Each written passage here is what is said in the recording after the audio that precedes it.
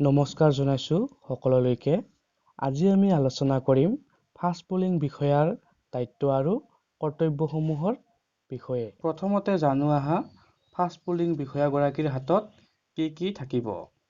Mark copy of electoral roll অৰ্থাৎ voter তালিকাৰ চিহ্নিত প্ৰতিলিপি এখন থাকিব আৰু এখন মেল ফিমেলৰ টেলি শ্বীট থাকিব। এইখনৰ জৰিয়তে মেল কেইজনে ভোট দিছে আৰু ফিমেল কেইজনে ভোট দিছে জানিব পৰা যাব। ফাষ্ট পোলিঙৰ দায়িত্ব আৰু কৰ্তব্যসমূহ। যিসকল ভোটাৰে প্ৰথমে ভোট দিবলৈ আহিব তেওঁলোকে ফাষ্ট পোলিং বিষয়াৰ কাষলৈকে আহিব। তেওঁলোকে ফাষ্ট পোলিং বিষয়াৰ কাষলৈকে আহি তেওঁলোকৰ যিবিলাক এপিক বা ভোটাৰ কাৰ্ড ফাষ্ট পোলিং বিষয়াক দেখুৱাব।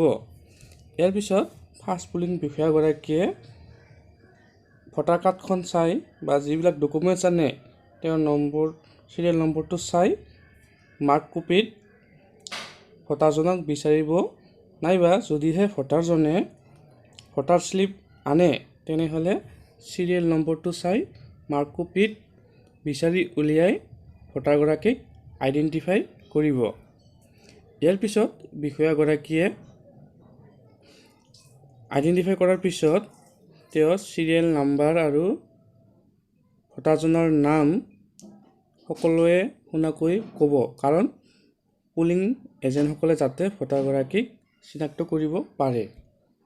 ইয়াৰ পিছত বিষয়াগৰাকীয়ে তেওঁৰ ভোটাৰ লিষ্ট অৰ্থাৎ মাৰ্ক কপিত তেওঁ মাৰ্ক কৰিব। ইয়াৰ পিছত টেলি শ্বীটত তেওঁ মেল হ'লে মেলত কাটিব আৰু ফিমেল হ'লে ফিমেলত কাটিব।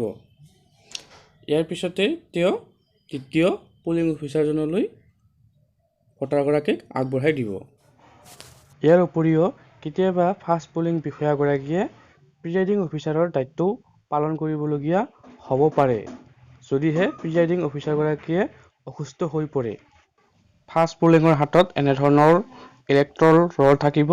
ইয়াত তেওঁলোকে মেল ভোট দিলে এটা দাগ দিব লাগিব আৰু ফিমেল ভোট দিলে এটা দাগ দি আৰু চিৰিয়েল নম্বৰটোত গ'ল চিন দিব লাগিব আৰু আদাৰ জেণ্ডাৰ হ'লে দুটা দাগ দিব লাগিব। আৰু ফাষ্ট পোলিং বিষয়াগৰাকীয়ে টেইলি চাৰ্টখন এনেদৰে ফিল আপ কৰিব লাগিব। মেল আৰু ফিমেল বেলেগ বেলেগকৈ কাটিব লাগিব।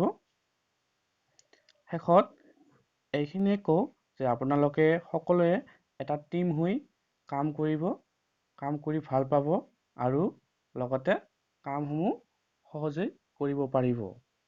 ধন্যবাদ। আৰু যদিহে এনেধৰণৰ আৰু ভিডিঅ' পাব বিচাৰে তেন্তে চেনেলটো ছাবস্ক্ৰাইব কৰিব বুলি আশা থাকিলে।